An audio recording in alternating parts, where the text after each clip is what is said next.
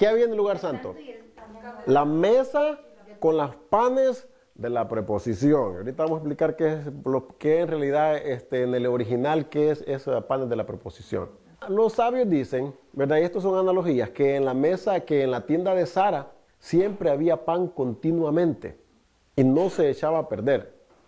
Que la lámpara que estaba en la tienda de Sara también se mantenía encendida todo el tiempo.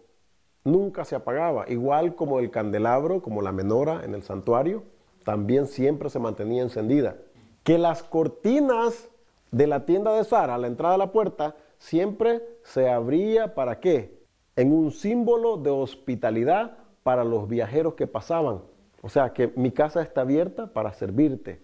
Hay una cita que dice, y ustedes recuerdan de ella, que dice que mi santuario será llamado casa de oración para todos los pueblos. El Mishkan no fue construido solamente para que Israel adorara en él. Ellos eran los que iban a manejar cómo iba a funcionar. Ellos iban a ser los Cohen que estaban encargados de ministrar en eso. Pero era para que todas las naciones, para que también los gentiles vinieran. Porque miren lo que está diciendo. Miren lo que está diciendo. Estamos aquí en Primera de Reyes, ¿verdad? Primera de Reyes, capítulo 8. Dice en el versículo 41. Asimismo, el extranjero que no es de tu pueblo Israel, que viniere de lejanas tierras a causa de tu nombre, pues oirán de tu gran nombre, de tu mano fuerte y de tu brazo extendido, y viniere a orar a esta casa. Ya sabemos que esa expresión de la casa siempre se refería al templo. Tú irás en los cielos, en el lugar de tu morada. Verso 43, y harás conforme a todo aquello por lo cual el extranjero hubiere clamado a ti, para que todos los pueblos de la tierra conozcan tu nombre y te teman, como tu pueblo Israel, y entiendan que tu nombre es invocado sobre esta casa que yo te edifiqué. ¿Qué nos está diciendo aquí Salomón? ¿El Mishkan era exclusivo del pueblo de Israel? Era para todos los pueblos. Entonces, ¿por qué es que se había desarrollado? ¿Por qué es que se había hecho un cierto como celo o un sentido de rechazo a todo lo que fuera judío? Como ese era el templo de los judíos, ¿verdad? Ahora Dios está donde sea.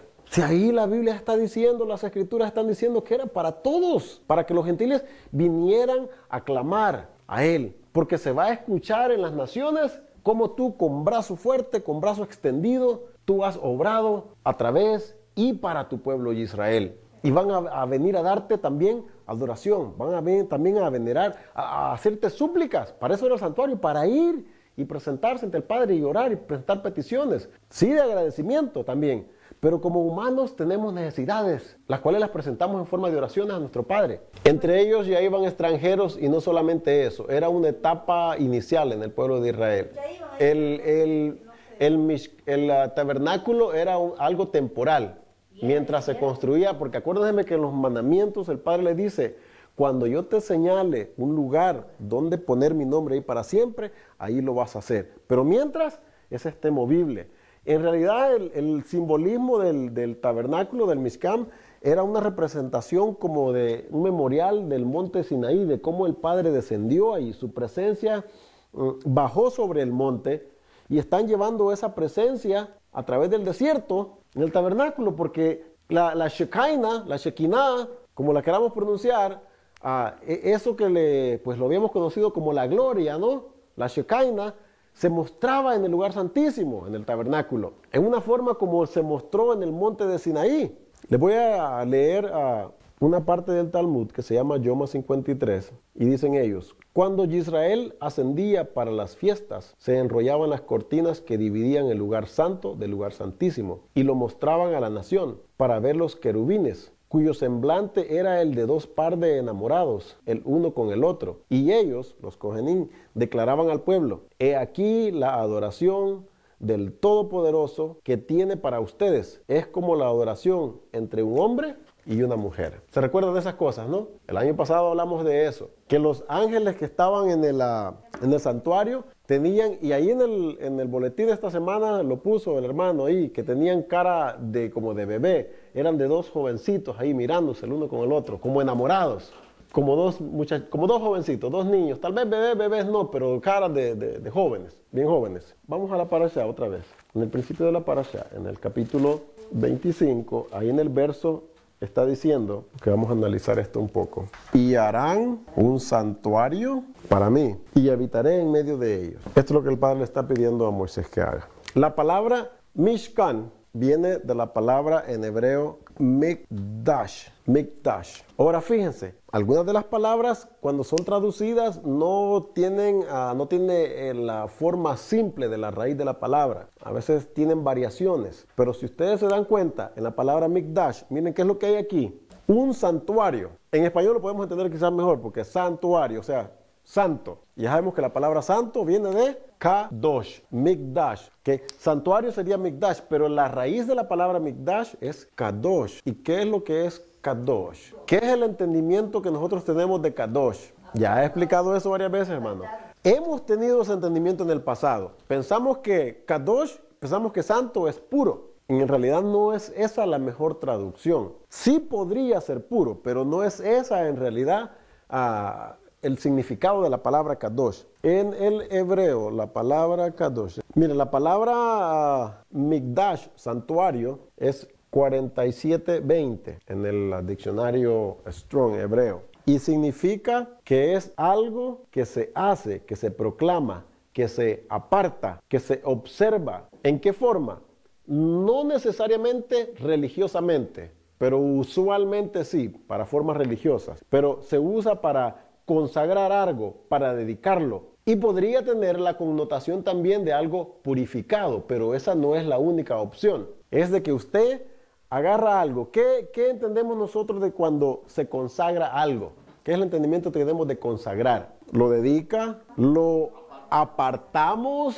¿Para qué? Para un uso especial, para un uso diferente, que no es de uso común. Y tenemos ejemplos de lo que nosotros podemos entender que es Kadosh. ¿Qué ejemplos podemos citar de lo que es Kadosh? De lo que las escrituras nos dicen, estas cosas son Kadosh, son apartadas. Sí, estamos hablando del santuario, pero ahora quiero que me den ejemplos de cosas que nosotros entendemos que son Kadosh, que son apartadas, diferentes. Dentro de las que los Kohen son consagrados, son Kadosh, son apartados. Estoy hablando de cómo podemos, a qué cosas en las escrituras le podemos aplicar que eran Kadosh.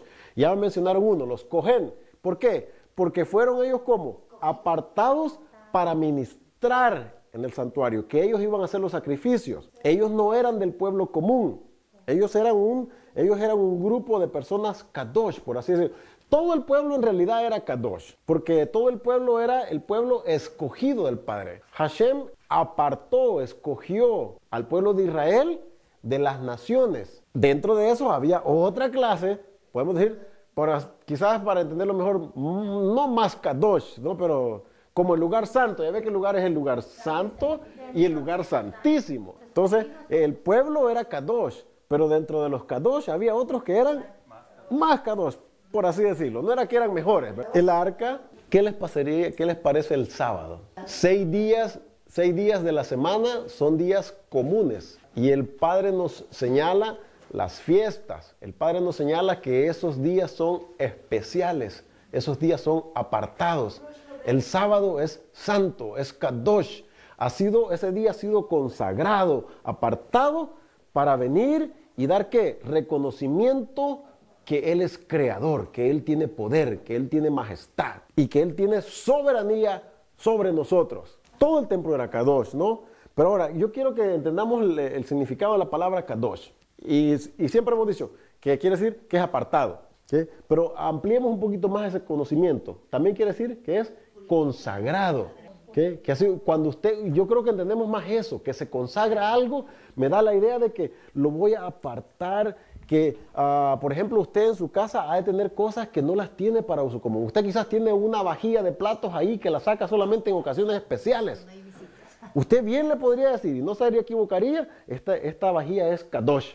Podría decir usted, es santa. Esta solamente la voy a ocupar para cenas especiales. Esta solamente la voy a ocupar para cuando se me case una de mis hijas, ¿verdad? Esta solamente la voy a ocupar, quizás no, ya tiene por ahí apartada una, ¿verdad? ¿Ok?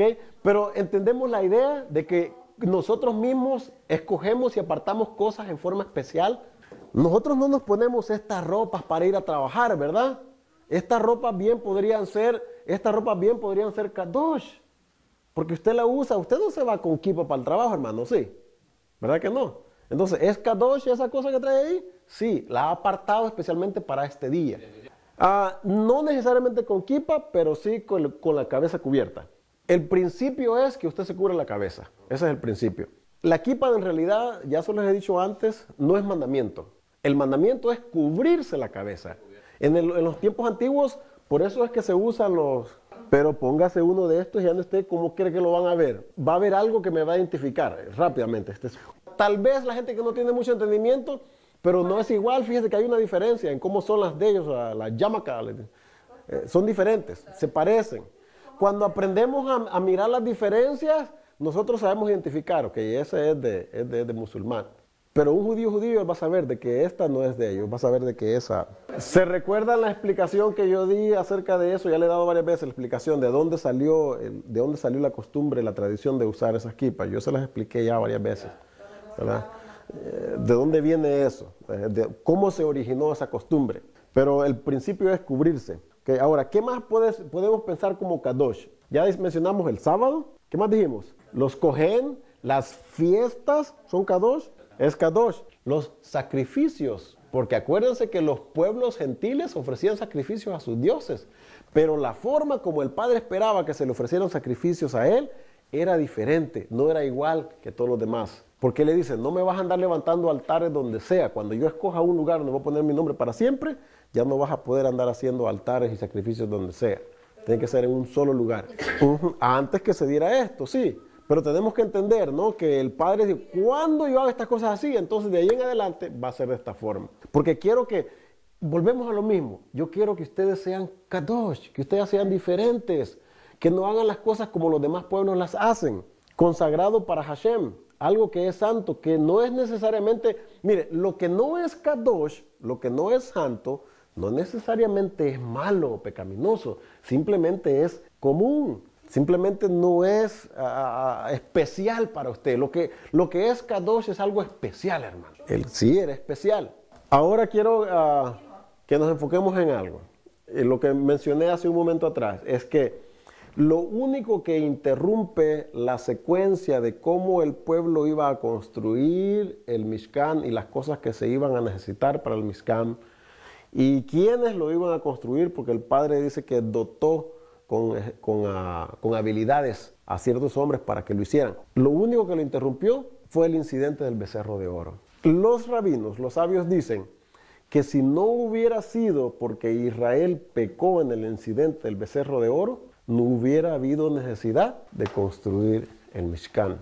Porque ¿para qué era el Mishkan, hermano? ¿Para qué era el Mishkan? Para que la presencia del Padre habitara en medio de su pueblo. ¿Y dónde pasó esto primero originalmente? Esto ya fue después. Esto era un memorial de algo que había sucedido al principio. En el monte Sinaí, todos miraron la presencia del Padre. Él descendió con poder. Entonces estaban todos de una forma habilitados para poder recibir individualmente, como persona, la presencia del Padre en sus vidas. El Padre podía habitar en cada uno de todos los individuos que estuvieron, porque lo hizo en ese momento, todos lo miraron, escucharon su voz. Esta es una de las interpretaciones que se presentan, y le podemos buscar otros peros, ¿no? Pero ellos dicen de que si no hubiera sido porque el pueblo pecó con el incidente de oro, el Padre le indicó a Moshe que construyera esto, porque ya no lo podía seguir haciendo como ellos, porque ya estaban ellos, como se dice, profanados ya, contaminados cuando pecaron con el becerro de oro. Ya no puedo yo morar en ellos como yo quería hacerlo, porque acuérdense que él mismo podía haber dicho toda la Torá audiblemente, pero hablamos de esto no la semana pasada, pero no lo hizo. ¿Por qué? Porque ellos dijeron no. De alguna forma ellos se miraron y se consideraron y se conocían, ¿no? Nosotros nos conocemos como somos y ellos se consideraron no somos dignos de estar escuchando la voz audible del Padre porque vamos a morir. De alguna forma reconocían y entendían ellos de que faltaban, de que fallaban, ¿verdad? Y el Padre no podía aceptar eso. Acordemos que la presencia de Él era como toda la forma como Él se presentaba y todo lo que hacía, lo hacía a la perfección. Todo lo hacía y siempre lo ha hecho y siempre lo va a hacer a la perfección.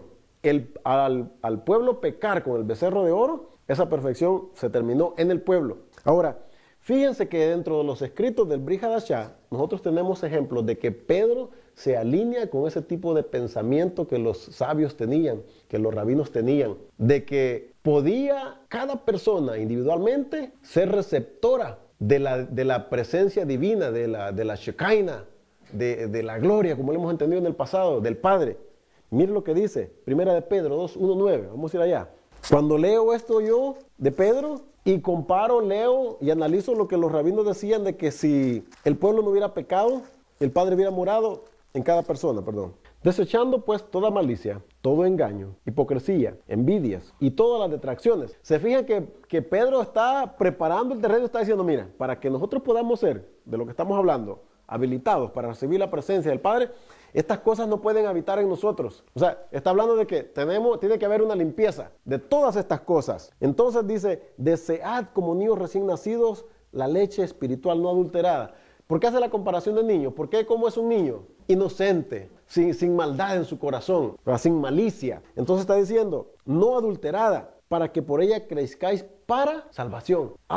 Entonces, ¿se puede crecer en la salvación? ¿Qué es lo que está diciendo Pedro? Para que crezcáis. Pero si ya fui salvo de una vez por todas, ¿en qué voy a crecer? Si ya está todo hecho. ¿Por qué Pedro dice que hay que crecer en eso? ¿Se dan cuenta que a veces cuando ponemos más atención a esos detalles, deshace las doctrinas y los pensamientos, las teologías que se han formado en cuanto, ya estuvo, ya está todo hecho, ya no tengo que hacer nada? Pero Pedro aquí está diciendo de que crezcamos en la salvación. Si es que habéis gustado la benignidad de Hashem, acercándoos a Él. ¿Qué es lo que fue lo que hizo el pueblo? Cuando vino al monte de Sinaí, se acercó ante la presencia del Padre, acercándoos, dice, a Él, piedra viva, desechada ciertamente por los hombres. Y aquí está hablando de Yeshua Mashiach, Pedro, ¿verdad? Más para con Elohim, escogida y preciosa. Vosotros también, mira, ahora qué es lo que está diciendo, como piedras vivas. Yeshua no habitó la presencia del Ruach HaKodesh en Yeshua cuando fue bautizado, dice que descendió, ¿se recuerdan? Entonces, ¿qué está diciendo Pedro? Así como en él pudo habitar la presencia del Ruach HaKodesh, ustedes también pueden ser como piedras vivas. Dice, sed edificados como casa espiritual. ¿A qué se llamaba la casa? Al templo, para ser como un templo, está diciendo. Dice, y sacerdocio santo, kadosh. O sea, ministros, los cojenes eran ministros que sean consagrados para ofrecer sacrificios espirituales, aceptables a Elohim, ¿por medio de quién? ¿Por qué es Él? ¿Por qué a través de Él? Porque Él era el sumo sacerdote, Él era el cojen gadol, y Él era el que se presentaba ante la presencia del Padre por el pueblo. Por lo cual también contiene la Escritura, y aquí pongo en Sión la principal piedra del ángulo, escogida, preciosa. El que creyere en Él no será avergonzado. Para vosotros, pues, los que creéis, Él es precioso. Pero para los que no creen, la piedra que los edificadores desecharon ha venido a ser la cabeza del ángulo. Y piedra de tropiezo y roca que hace caer, porque tropiezan en la palabra, siendo desobedientes, a lo cual también fueron destinados. ¿Qué está diciendo Pedro entonces? Que nosotros podemos llegar a ser piedras vivas. ¿De qué piedras está hablando? De las piedras que formaban parte del templo, pero de la cual dice Yeshua es la del ángulo. ¿Saben cuál es la pieza del ángulo? La principal. De aquí para allá empiezan a desplegarse todas las demás. Pedro está comparando a Yeshua. Él es la piedra principal, pero nosotros también formamos parte de ese templo. Nosotros somos el resto. Pero para que nosotros lleguemos a formar parte de eso, ¿cómo tenemos que estar? Dice él ahí. Entonces, cuando el pueblo cayó en el problema del becerro de oro, ya no podía el Padre hacer eso. Entonces ahora porque sí quiero morar entre medio de mi pueblo, pero ya no voy a poder hacerlo yo. ¿Saben que en realidad la traducción esta, miren, en medio, siempre iba a haber necesidad de un cohen, de un intermediador, de un intercesor, siempre lo ha habido. Y ya Moshe ya estaba en ese lugar, como en el templo. Como en el templo era necesario el sumo sacerdote, como en el templo celestial, Yeshua es necesario, como cohen gadol también para interceder por su pueblo, sí es necesario. En el hebreo, esta traducción que hicieron en medio, dicen los sabios, dicen los rabinos que conocen bien su lenguaje, dicen ellos que esta traducción en el hebreo en realidad podría ser un poquito ambigua. ¿Saben qué quiere decir ambigua? Que no es muy claro, que podría ser, dicen ellos, habitaré en ellos. Ajá, eso es lo que, entonces en medio sí podría ser esta traducción, pero dice también podría ser habitaré en ellos, porque ese era el propósito del Padre. Aún dentro de todas las cosas equivocadas que nosotros antes creíamos, decíamos que el Espíritu mora en nosotros, ¿no? Sí, nosotros tenemos un espíritu, Y así como habitó en Yeshua, lo que estaba diciendo Pedro, así como habitó en Yeshua, puede también habitar en nosotros. Pero ¿qué es lo que ha pasado? ¿Por qué no habita? Porque si hay estas cosas que está diciendo Pedro que tienen que ser sacadas, entonces no puede habitar, no puede habitar. ¿Okay? Entonces dice, la traducción bien podría ser, dicen ellos, y habitaré en ellos. En ese momento, dicen ellos, cada israelita había alcanzado un nivel de santidad para que la Shekinah posara sobre ellos cuando estuvieron en el monte Sinaí. Mire lo que dice, mire cómo los profetas se alinean también con este pensamiento. Ezequiel 11, 16. ¿Qué dice? Por tanto, did, así ha dicho Hashem Adonai, aunque les he arrojado lejos entre las naciones y les he esparcido por las tierras, con todo eso les seré por un pequeño santuario en las tierras donde lleguen. Iban a ser como, aplicando lo que estamos entendiendo de la palabra, ¿no? Kadosh. Ustedes van a ser personas diferentes, consagradas, aunque los voy a esparcir en las naciones y se van a mezclar entre los gentiles. Pero ustedes tienen que mostrar con su estilo de vida y con su forma de cómo adorar a un creador diferente de todos los demás. Y van a ser como un santuario, porque el santuario es un lugar especial para la presencia del Padre. Y ustedes van a ser como un santuario. O sea, tenían que dar, para que lo entendamos, testimonio de cómo ellos eran, en qué creían y cómo ellos adoraban. Eso le está diciendo, ustedes van a ser como un pequeño santuario para mí. Un ejemplo más en el Brit Hadashah, muy conocido de nosotros, en el libro de Hechos, capítulo 2, ¿verdad? ¿Qué pasó en el libro de Hechos, capítulo 2? Llegó el día de Shavuot, y nosotros sabemos que Shavuot es una conmemoración de lo que sucedió en el monte Sinaí, cuando el espíritu del Ruach HaKodesh descendió, cuando la Shekinah del Padre descendió. Y nosotros sabemos que lo que estaban haciendo ellos era reunidos para la fiesta. ¿Dónde estaban ellos reunidos para la fiesta? ¿A dónde se subía para la fiesta? A Jerusalén, pero ¿dónde especialmente en Jerusalén? En el templo, no adentro, hermana, ¿dónde? Afuera del templo, ¿verdad? Solamente los sacerdotes podían entrar al templo. Muchos hemos querido entender eso de que estaban en un cuartito aparte allá. No, estaban en el santuario. Otro día vamos a analizar eso un poquito más despacio. Miren lo que está diciendo. Eso fue más adelante. Miren lo que dice 2.1. Cuando llegó el día de Shavuot, estaban todos unánimes juntos. ¿Dónde se reunían para la fiesta de Shavuot todos? En el santuario, en el Mikdash. Ahí se reunían. No se reunían en un cuarto allá alto por allá. ¿Okay? Lo que viene eso después es otra cosa. ¿Y qué es lo que está pasando ahí? Y de repente vino de los Shamayín un estruendo como un viento recio que soplaba, el cual llenó toda la casa donde estaban sentados. ¿A qué le conocen como la casa ellos? ¿Se dan cuenta que cuando entendemos esos términos podemos entender de forma diferente? Para ellos el templo le decían la casa. Cuando en las escrituras los profetas dicen la casa de David, ¿a qué se refieren? Se refieren al templo porque fue de él la idea de construir el santuario, aunque no lo construyó él, nació del corazón de él. Acordémonos la oración que Salomón está haciendo, dice, cuando todos vengan a esta tu casa de oración. El pueblo cuando se reunía a las fiestas, no se reunía en la casa del hermano Solís, en la casa del hermano Torres, en la casa del hermano Valenzuela, no se reunían ahí, en la casa de la suegra de Pedro, se reunían en el santuario, en el templo, ahí se reunían. Y dice, no. Fue el que reconstruyeron cuando regresaron de Babilonia. Sí, está en el mismo lugar. Está exactamente en el mismo lugar. Fue el que embelleció, el que remodeló Herodes. Ese era el que estaba ahí. En la casa donde estaban sentados. Y se les esparcieron lenguas repartidas como de fuego, asentándose sobre cada uno de ellos. Y fueron todos llenos de Ruach HaKodesh. Y comenzaron a hablar en otras lenguas, según el Espíritu les daba que hablasen. Se posesionó. Fueron embestidos ellos por el Espíritu en ese día. Entonces, ¿es posible de que como personas el Padre pueda morar en nosotros, como en realidad lo que está diciendo, y harán un santuario y habitaré en ellos? Porque tenemos el ejemplo aquí, que habitó en cada una de estas personas aquí. Pero dicen los rabinos, pero cuando ellos pecaron con el becerro de oro, ya no podía habitar en ellos. Tenía que hacerlo en una forma indirecta, por así decirlo. Ya no en una forma directa, sino a través de un mediador. Y el mediador en ese caso vendría a ser el santuario.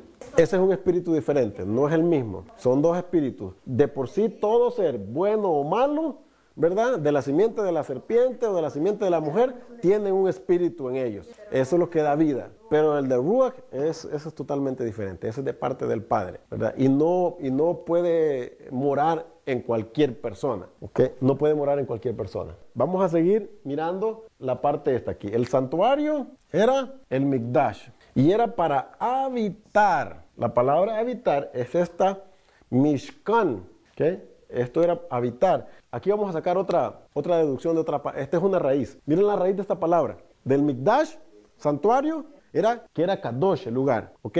De habitar está aquí en esta palabra. En realidad en el hebreo es Shahan.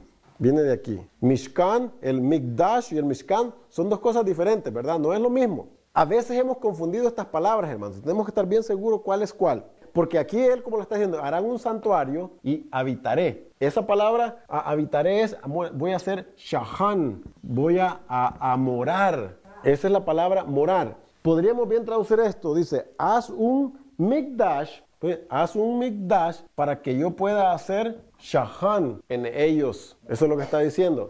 Un lugar kadosh para que yo pueda habitar. Porque acordémonos, el Padre es kadosh, kadosh, kadosh. Traducido, para que lo entendamos de una manera, en el español sería, el Padre es muy, muy, muy especial. No es solamente especial, 3 veces. Muy, muy, en inglés lo dirían ellos, very, very, very much, Kadosh. Entonces, el lugar que se construyera para que él habitara, tenía que ser diferente, especial, apartado. Porque los profetas dicen, y Salomón lo dice en su oración, Padre, ¿cómo es que es posible que tú puedas habitar entre nosotros en este templo? Si los cielos de los cielos no pueden contener tu presencia. Les voy a leer una parte del Midrash que habla de la Terumá. Dice, el Mishkan sobre la tierra es una reflexión del Mishkan celestial de Hashem.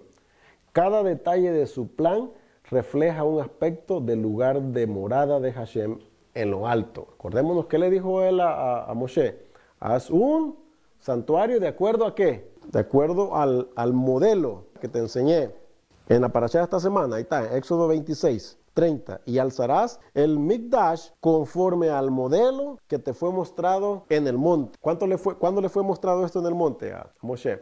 Cuando subió a recibir, que le dijo, te voy a dar las tablas de piedra. Ahí le enseñó todas esas cosas. Ahora, los rabinos dicen, de acuerdo a las cosas que ellos tienen entendido sobre la Kabbalah, es que en el Mikdash celestial hay unos colores ahí que Moshe miró. Dice que miró ahí rojo, verde, negro y miró fuego blanco. Usualmente el fuego es como anaranjado, ¿verdad? Como rojizo, amarillo. Pero dicen ellos que el que miró fue un fuego blanco. Y Moshe le dice, Padre, ¿de dónde yo voy a sacar fuego blanco? ¿De dónde pretendes que yo haga esto? Tú haz uno de acuerdo al modelo. O sea, él no lo podía hacer, pero el que vas a hacer es semejante. O sea, parecido, no igual, no lo vas a poder hacer igual. El que tú miraste es el verdadero, el real. El que estamos haciendo aquí eso es como el blueprint, por así decirlo, como los planos. En cuanto a la construcción del templo, los mandamientos que nosotros conocemos, que son ¿cuántos? 613, el mandamiento para construir el santuario es el positivo número 20. Y dice, construye el templo santo en Jerusalén. Así dice el mandamiento. Es mandamiento construir el templo. Ahora, aquí vienen diferencias de opiniones. Vamos a hablar un poquito de esto. Para Israel, para todo Israel. Y ya sabemos que los mandamientos se llevan a cabo siempre por los líderes. No los hace todo el pueblo, pero es para Israel. El mandamiento número 20, positivo. Y dice, construye el templo santo en Jerusalén, así. ¿Qué nosotros podemos pensar de acuerdo a lo que nosotros entendemos en la Escritura? ¿Este mandamiento está vigente ahora o lo va a estar solamente hasta la era mesiánica? Mi pregunta es, este mandamiento, ¿por qué es mandamiento de construir el santuario, construir un Mikdash? ¿Okay? Y se deduce pues el Padre le está diciendo a Moshe, haz un santuario. Siempre que el Padre dice, haz esto, es un mandamiento. Le está diciendo que, ve, haz esto, es un mandamiento. No es una opinión, no es una sugerencia. Lo está mandando que haga algo. Hace esto. Entonces, hacer el santuario es un mandamiento. Ahora, nuestra pregunta para nosotros ahora en día tiene que ser, ¿ese mandamiento está vigente o va a llegar a estar en vigencia hasta que venga Yeshua nuevamente? ¿Por qué digo esto? Porque nosotros entendemos, con lógica razón, de que hay mandamientos de que no están vigentes en este momento. ¿Por qué? Porque valga que estamos hablando de esto, si no hay templo, hay muchos mandamientos que no se pueden observar porque están atados, están ligados al templo. Es para todo el pueblo de Israel, pero vuelvo a decir, el pueblo tenía líderes, los mandatos, las órdenes, las cosas que se hacían se llevaban a cabo por líderes que se señalaban, que se apuntaban. Y en este caso eran los levitas, de la descendencia de Aarón. Pero ahorita no hay. ¿Cumplió el mandamiento o no? Lo hizo. Pero ahorita no hay. Entonces mi pregunta es, ¿está vigente para hacerlo? Entonces, como no hay, pues el mandamiento dice que hay que hacer un santuario en Jerusalén. ¿Vamos a hacerlo? Mire, yo les voy a presentar las dos opiniones que hay. Nosotros tenemos el derecho a escoger o querer creer la que nosotros queramos. Dentro del judaísmo hay división en cuanto a que si este mandamiento está vigente o que solamente va a ser en la era mesiánica. Miren lo que dicen ellos. Dice, mientras los judíos no tengan soberanía sobre el lugar del templo, la pregunta es irrelevante. Esto es lo que dice el judaísmo tradicional. O sea, porque no tenemos soberanía sobre el lugar donde se tiene que construir, dice. Entonces, no lo podemos cumplir ese mandamiento. Está ocupado, ¿verdad? Están los musulmanes ahí. Esa es una. Y dicen ellos, las profecías concernientes a la construcción, estos son los que opinan contrario, que sí hay que hacer ese mandamiento. Dicen, las profecías concernientes a la construcción del templo, dice, cuando venga el Mesías, son promesas, no mandamientos, dice. Y si tienen razón, hermano, son promesas. O sea, el Padre prometió que cuando venga Yeshua, Él va a construir el templo. Ese no es mandamiento, esa es una promesa. O sea, no confundamos las cosas, pues. ¿Sí me explico? Cada cosa en su lugar. El mandamiento de construir un templo es un mandamiento. Que no lo podemos hacer porque no está, el pueblo no tiene soberanía, esa es otra cosa. Pero no es que no esté vigente el mandamiento. El mandamiento existe, ahí está. Pero las circunstancias no permiten que se haga el mandamiento. Y tienen razón, miren, los dos bandos tienen razón, hermano. Si los analizamos, en realidad los dos tienen razón. Porque sí es mandamiento, pero ahorita no se puede. Y lo que dicen los otros es que cuando venga el Mesías, dice, esa es una promesa, no es un mandamiento. La promesa es que Él lo va a construir. Entonces, ¿qué está pasando? Dicen ellos que las promesas, dice, acerca del templo, dice, tienen que ver solamente con la venida del Mesías, dice. Son revelaciones de lo que el Padre va a hacer en el futuro, no son mandamientos. Entonces nosotros estamos obligados a hacer lo que esté a nuestro alcance, a lo que esté en nuestro poder, en nuestras manos, de hacer el templo. Entonces, ¿cómo han hecho eso ellos? Ellos están construyendo, y hemos hablado de esto antes, todos los utensilios y todas las cosas, tienen casi todo listo ya si no es que lo tienen todo listo para construirlo. Usted, hermano, que se ha metido al internet ahí, ha visto, ¿no? Que ya tienen todas esas cosas ellos. Y tienen entrenados de la descendencia de Aarón, porque la descendencia de Aarón no se ha perdido totalmente, ¿eh? Hay cohen que saben que son de la descendencia de Aarón, y los tienen apartados. ¿Sí he mencionado esto? ¿Se recuerda antes? Los tienen apartados, o sea, que no quieren que se mezclen con el mundo exterior. ¿Para qué? Para que no se contamine, para que no se profane. Porque cuando dice, temos con las circunstancias, con el tiempo propicio para poder construirlo, tenemos que tener ya un cohen que esté listo para oficiar también. Y a estos niños que son de esa descendencia, desde pequeñitos, apartan algunos escogidos, no sé cómo los escogen, y los están enseñando en todos los mandamientos. Y conocen todo exactamente cómo funciona. Si se pudiera hacerlo ahorita, ellos ya tienen los utensilios y ya tienen los cojenes que van a ministrar. Si lo único que no pueden hacer, pero que sí lo quisieran, es dejarles caer una bomba ahí de 2-3 toneladas ahí a la mezquita esa de ahí y vámonos a construir Pero recordemos que todas esas cosas, hermanos, están sucediendo porque pues todo es dentro del plan profético. Nada está fuera del alcance ni de las manos de lo que el Padre está haciendo. Sí, bueno, ya esas son diferencias de opiniones entre las dos familias, ¿verdad? No, que era Ismael, no, que era Isaac, y bueno, esa es la de nunca acabar. Ahí lo hicieron. Pero el punto es que por razones que podemos mirar en la profecía, el Padre no lo ha permitido todavía, porque no es el tiempo todavía señalado. Pero porque no es el tiempo señalado, no quiere decir de que yo me voy a esperar de que llegue el tiempo señalado. Esa no es la manera como el Padre quiere que su pueblo actúe. Porque todavía no hay templo, no quiere decir de que yo no voy a querer estar con el deseo de practicar fiestas y practicar el sábado. ¿Por qué? Porque si llega ya ese tiempo, si ya llegara ese tiempo, ¿cómo le voy a hacer si no estaba practicando? Si no sé nada. Tenemos que estar practicando. Porque cuando llegue eso, ya seamos conocedores, ya tengamos práctica, estar preparados. No, y miren, he hablado de esto, no yo, y hay muchas cosas que todo el tiempo las estoy repitiendo y espero que por repetirlas y repetirlas, aunque se me aburran, ya se les graben, ¿no? Y a veces les pido que me expliquen, pero no sé si es que no tienen palabras o no me quieren decir o no sé qué, pero espero que de tanto escuchar lo mismo, ya ustedes ya estén bastante conocedores al grado de que se lo pueden explicar a cualquier persona. Ese es el propósito, que ustedes mismos puedan explicar estas cosas. Y si se las digo solamente una vez y toman un apunte, no sirve de nada si usted guarda sus apuntes. Entonces, por eso quizás a veces es necesario que esté repitiendo lo mismo, porque como yo sé que no lo vuelven a abrir. Ok, tenemos que basar, hermanos, nuestro entendimiento a lo que está diciendo la Torá, hermano. ¿Qué era lo que la Torá decía acerca del lugar donde se tenía que construir el santuario? Y cuando lo señalara, ¿qué iba a pasar? ¿Para cuánto tiempo? Para siempre. El lugar donde iba a ser construido, donde ya fue construido, donde el Padre señaló que se iba a construir el santuario, es un lugar especial, hermano. La presencia del Padre, en la forma como lo hizo en la Shekinah, solamente puede ser en Jerusalén, porque ese fue el lugar que Él escogió. La promesa que hay de volverlo a reconstruir, ¿dónde es? Allí mismo, porque cuando el Padre señala y apunta a algo, Él no cambia de parecer. Es lo mismo que hemos estado hablando, que Él no cambia, que Él cuando ya dijo algo así se queda. La presencia del Padre no puede morar en los edificios que nosotros, el templo, vamos al templo, en la Basílica de San Pedro. No, lo que usted siente, ese frillito por la espalda que le baja, y muchas de esas cosas en realidad tienen que ver con nuestras emociones, con los deseos que nosotros tenemos.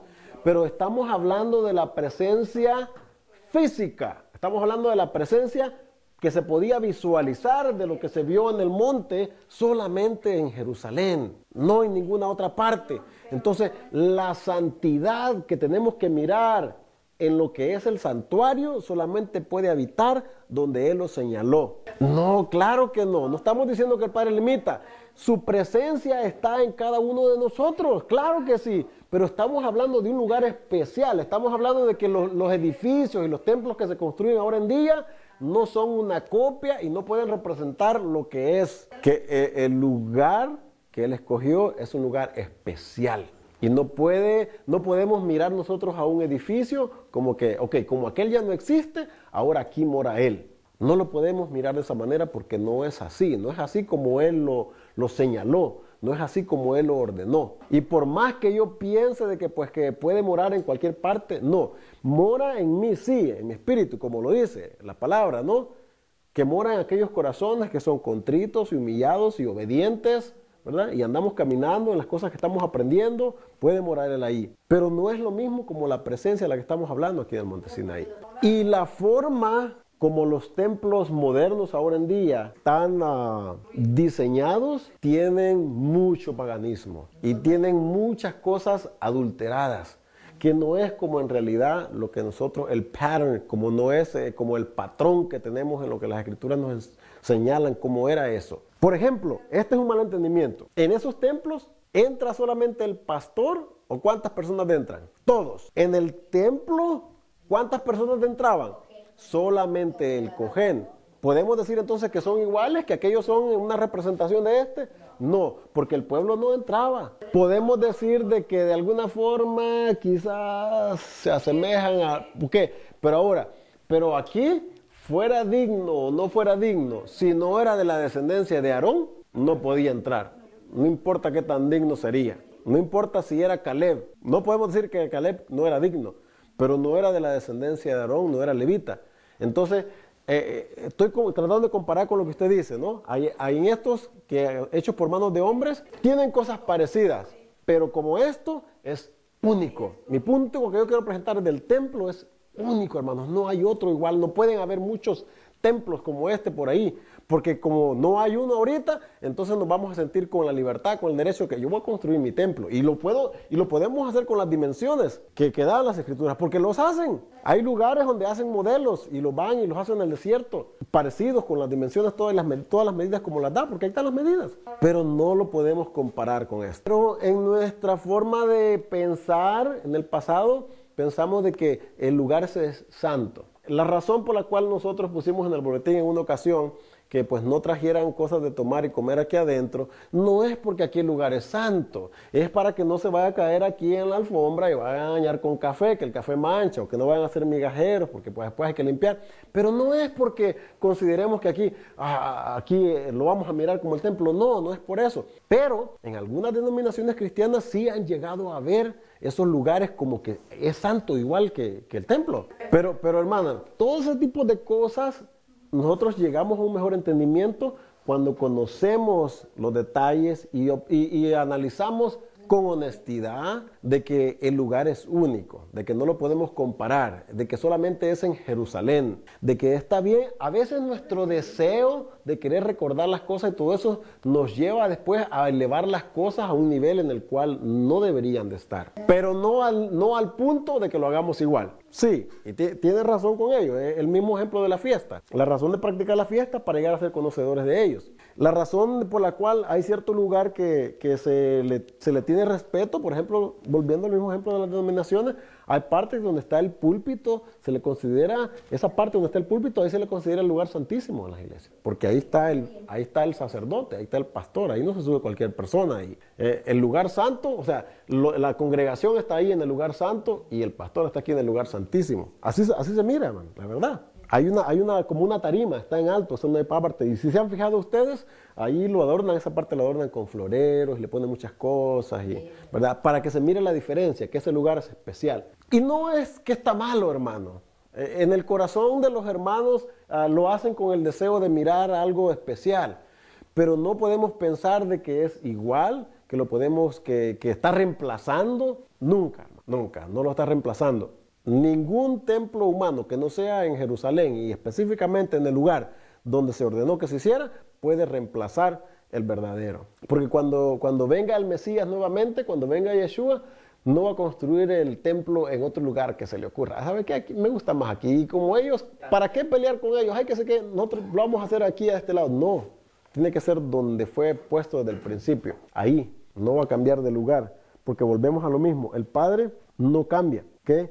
Ahora, vamos a ver algunos de los detalles. Ahora sí podemos entrar un poquito adentro de las cosas que hay adentro. Vamos a empezar con la mesa de los panes de la proposición. Y ya vamos a hacerlo un poquito más no vamos a ir con tanto detalle como hemos estado hablando ahora, ¿verdad? Algunas de estas cosas ya las conocemos, pero vamos a analizar un poquito ahora. Los panes de la proposición. Mire cómo le han hecho la figura ahí, de esta mesa. ¿Cómo se la han hecho? Una mesa, la Torah me dice que se le hacía una cornisa. Esa traducción es un poquito, si no entiendo yo qué es cornisa, no me queda muy claro. Era como una corona alrededor de la mesa, era una corona. La mejor traducción sería corona, una corona. Pero ahí ha sido traducida en algunas de nuestras Biblias como cornisa. Han puesto aquí los panes uno encima de otro, 6. Una hilera de 6, otra hilera de 6. En el Talmud da las especificaciones en el tiempo de Yeshua, cómo estaba ordenado. O en el templo después de que Salomón construyó el primer templo, cómo era que la construcción de la mesa. Fíjense, el mandamiento decía que el pan tenía que estar continuamente ante la presencia, continuamente. Si usted viene y quita esta hilera de 6 panes, los quita, en el momento que usted los quita, ya no están continuamente. Aunque lo quite así y ponga lo otro, hay una milésima ahí, como lo quiera, por más rápido que de segundo, que ya no está continuamente presente.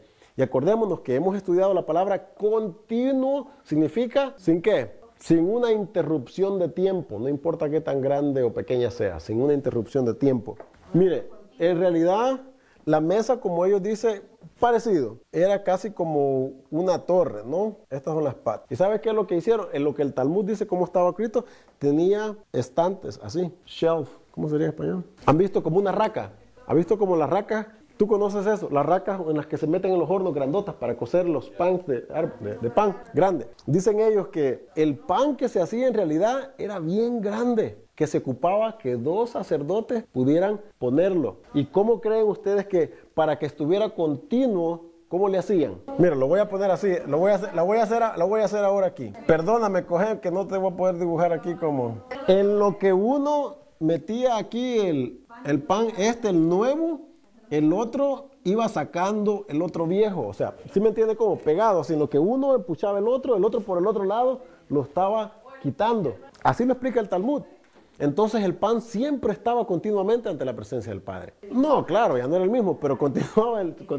Y ellos dicen, uno estaba, en el lado norte mirando hacia el sur, y el otro estaba en el lado sur mirando hacia el norte, sacando al mismo tiempo, pero se ocupaban 2. para poder, o sea, tuvieron que ingeniárselas porque ellos piensan, bueno, el mandamiento dice que el pan tiene que estar continuamente ante la presencia. ¿Cómo le vamos a hacer? Sí, uno y el otro por el otro lado. Eso es lo que dice el Talmud. ¿Y hace sentido para que se aplique el mandamiento? Tiene lógica, mano, tiene sentido. Y se mantenía calientito, siempre estaba fresco. Y esas son las analogías que hicimos con la comparación de la tienda de Sara, que dice que siempre en su casa había pan caliente y no se echaba a perder. El mandamiento decía de que los descendientes de Aarón, los cojenes, tenían que comer ese pan. Para el tiempo de Yeshua, ¿cuánto cree que era la descendencia de Aarón que había?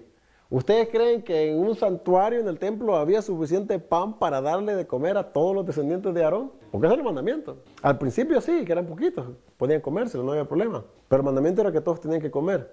Dicen que el pedazo de pan que le daban a cada uno era el tamaño de una oliva. Sí, era simbólico, pero fíjense lo que dice el Talmud, es que aunque fuera ese tan poquito, dice que ellos quedaban satisfechos, se llenaban. Eso es lo que dice. Nosotros podemos mirar esas cosas como exageradas, pero fíjese lo que nos está diciendo, pero ¿por qué no miramos exagerado lo que Yeshua está haciendo con los pececillos? Vamos a Mateo. Mateo capítulo 14, versículo 19, dice, entonces mandó a la gente recostarse sobre la hierba y tomando, ¿cuántos panes? 5 panes. ¿Les dio de comer a cuántos? Y los 2 peces, y levantando los ojos a los Shamaín, bendijo y partió y dio los panes a los discípulos a la multitud. Y comieron todos, ¿y qué? Y se saciaron. Y recogieron lo que sobró de los pedazos, ¿cuántas? 12 cestas llenas. De 5 pedazos de panes, nos está aquí diciendo el libro de Mateo, de que se llenó toda la multitud. Quedaron satisfechos y hasta sobró. Y sabe que el Talmud también dice eso, que a pesar de que el pedacito que le daban a los cojenes era tan chiquitito, dice que se satisfacían y todavía les sobraba. Cuando no pensamos en alinear estas cosas con lo que está diciendo Mateo, las miramos como, yo no creo, son exageraciones del Talmud. Pero ¿por qué esto no lo mira como exageración entonces? Si se fija que a veces queremos entenderlo solamente lo que nos gusta, pero como aquello no lo conocíamos y no lo entendíamos y los miramos a ellos como los que rechazaron a Yeshua, no podemos creer las historias que ellos están contando, pero estas sí las creemos. ¿Cómo sucedía? Lo único que puedo decir es que era lo que podemos decir un milagro. Tenía que ser un milagro. Solamente de la descendencia de Aarón, porque eran los únicos que podían entrar. No, eran bastantes. Ya para el tiempo de Yeshua, hermano, ya eran bastantes. En ese tiempo, sí, por eso, pero dijimos al principio, en ese tiempo no había problema con que ellos se lo comieran. Eran solamente los hijos de Aarón. ¿Cuántos eran? 4. Murieron 2 y solo quedaron 2. De ahí sus hijos, ¿por cuánto tiempo podrían? Pero con los años, con los siglos, más y más. Entonces, para los tiempos de Yeshua, ya esos 12 panecitos ya no eran testigos, hermano. Eran saduceos. Sí. Pero el principio, el punto es que para el tiempo de Yeshua había mucho de la descendencia de Aarón, aunque no eran tal vez ellos los que estaban ministrando, no estaban ellos ministrando ahí. Ellos siempre han tenido una forma de identificar, de conocer y saber las cosas. Como por ejemplo, alguna de las cosas que nosotros no pensamos es que dentro del pueblo de Israel había un sistema de archivar los nombres y las generaciones de cada familia. ¿Ustedes piensan de que el estilo y la forma de archivar en las alcaldías, de la partida de nacimiento de su papá y del papá de su papá y de generaciones hasta donde tengan guardado, es invención nueva? El pueblo de Israel ya lo hacía eso, ya lo hacía. En realidad se cree que algunas de las cosas que los discípulos se llevaron cuando iba a ser destruido Jerusalén era por qué Mateo y Lucas pudieron escribir acerca de la descendencia de Yeshua. ¿De dónde sacaron ellos esos nombres? ¿Ustedes creen que se los sabían de memoria? ¿O alguien se los dijo? Ellos tenían récords, hermanos. Ellos tenían archivos, esas cosas. Y era la única forma que lo podían hacer. Como ellos no podían escribir algo así al azar, hermano. Los discípulos no podían escribir algo así que no pudieran comprobar. Algunas de las cosas que ellos están diciendo es, nosotros hemos sido testigos, nosotros hemos visto estas cosas. No estaban hablando nomás por decir las cosas.